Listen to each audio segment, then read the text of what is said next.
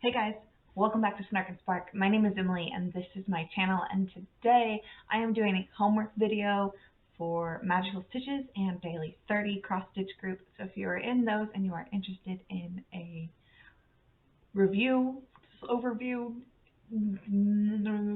ideas, garnered page ideas, what?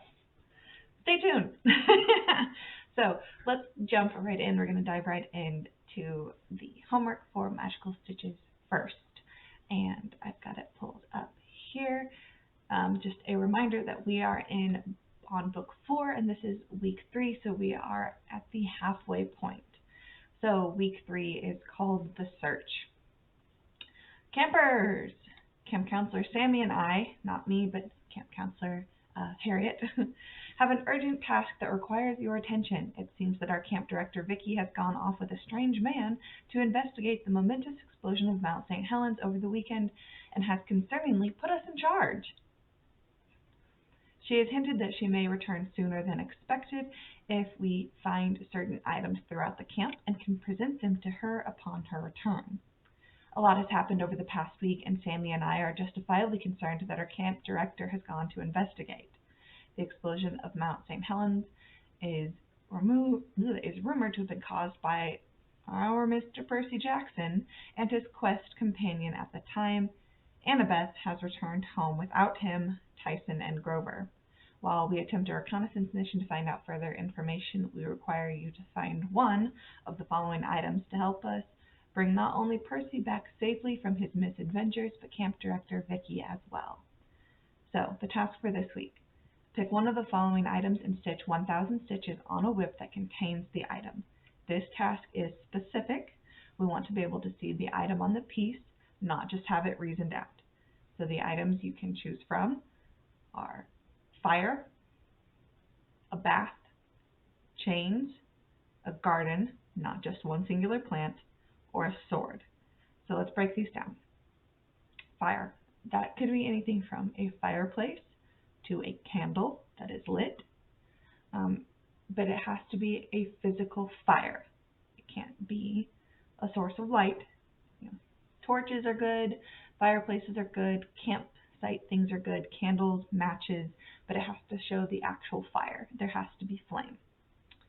A bath. That is exactly what it sounds like. It needs to be a bath. Whether that is a bathtub. I am not a mod. Well, I am a mod. Let me rephrase that. I am not a director, and I would have to double check, but there could be potential for a bird bath, since it is a bath for birds. But yes, anything with bathtubs or showers, those are baths. I don't know if a toilet counts as a bath. That's I don't know.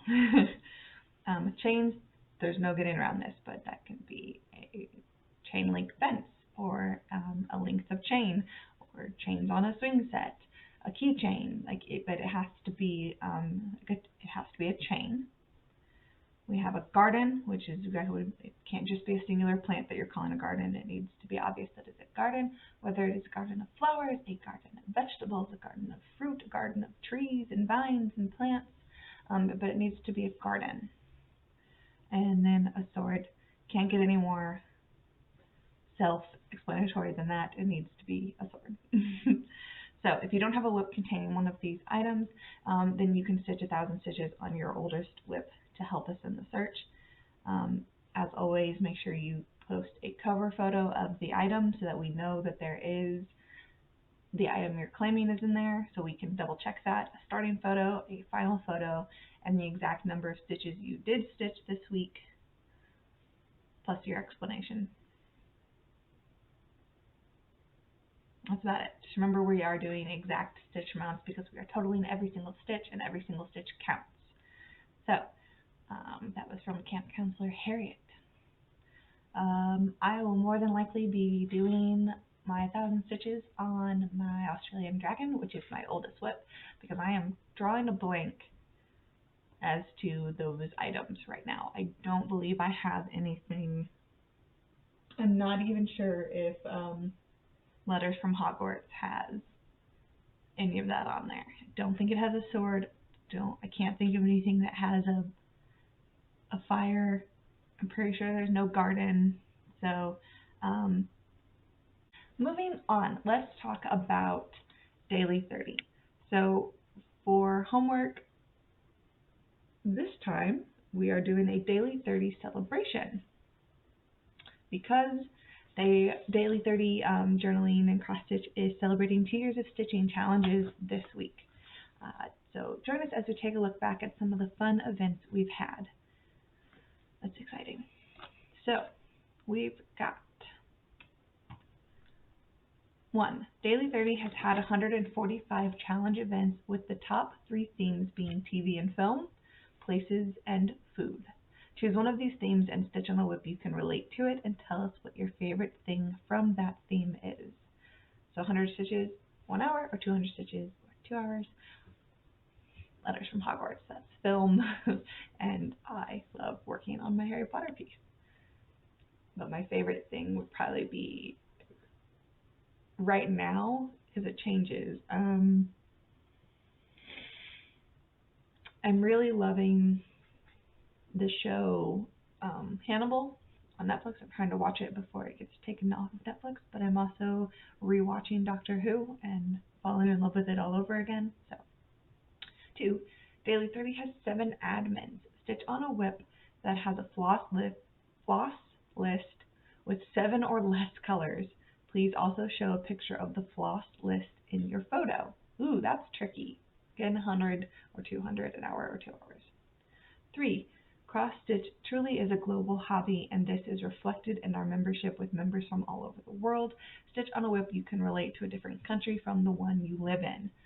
Letters from Hogwarts, because Hogwarts and everything that is all in the UK, which is not where I live. I am in the United States. La la la la. 4. Our current membership stands at 209 lovely stitchers. Stitch on a whip of your choice. A bonus of 3 additional tokens if your chosen project contains something you purchased from our boutique. Can be fabric, floss, chart, or an accessory. You can build a challenge for this, but you'll only get the bonus once, so a maximum of 13 tokens. This is exactly 209 stitches, or 2 hours and 9 minutes, for 5 tokens, plus 3 if you did that. 5. Pick your favorite prompt from any past, anything that's ended, weekly or monthly event, and stitch that prompt using the stitch counts below. So the ones for this week, so either 100 or 200 or an hour or 2 hours. Please copy the prompt into your post and tell us what event it came from. Please use the stitch counts below, not the ones from the original prompt. 6 is a bonus. One thing that is special about the group is the fact it is small, meaning some lovely friendships have been developed. Stitch on a whip you can relate to friendship and tell us why you love being in this group. Free passes cannot be used for this prompt. This is 300 stitches or 3 hours, and it is worth 10 tokens. Then, of course, we have the non-counting challenge that ends this Friday, the 21st of May, to stitch 30 days for 5 days a week. Ta-da! That's all I have. So I'm going to end this here. Nice, quick, and easy. I found I really did like separating homework from FlossTube. It kind of helps separate things in my mind as well. So yeah, I'm going to end this here. I will be back soon with a FlossTube video to show my projects, my whips, and progress I've made, and haul, because of course I went shopping again. So there is that.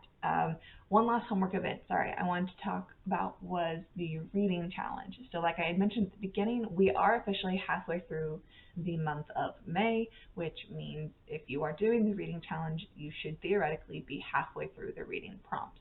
Now, if you read the book ahead of time, sure, cool, whatever. It's kind of nice if you've noticed, the counselors do a really good job of breaking the book apart into like the 4 weeks. So really, if you're just reading along the book along with the prompts, you'll finish the book by the time the month is over, which is, again, nice. So there's not that pressure on you to read the book all at once. You could theoretically take the whole month to do the required reading. which I totally have done before. The other thing would be that you should theoretically be halfway through your prompts. So there were 4 extra prompts for the reading genres this year: fantasy, biography, autobiography, nonfiction, and an international setting. So theoretically you should have 2 of those completed. I have only completed 1 of those, which is the international setting, but I am currently reading a nonfiction, and I had mentioned it, and here it is. This is The Wisdom of Psychopaths: What Saints, Spies, and Serial Killers Can Teach Us About Success by Kevin Dutton. It is interesting. That's where I am. It is interesting, but it is slow reading because it is neuroscience and wordy, but it is interesting. And if I'm going to read nonfiction, it has to be interesting. So hopefully I will make good progress on that this week, and then I will start on another. I don't think I can do 2 nonfiction at the same time. Biography is also nonfiction, so I think I will have to stick with like doing like a fantasy novel as I'm reading about psychopaths. But that's all I've got. That's all the homework there is. So with that, I leave you. I will talk to you guys really soon, but in the meantime, happy stitching, happy reading, happy listening, happy watching, happy doing whatever it is that makes you happy doing, and I will see you all incredibly soon. Be easy with your heart.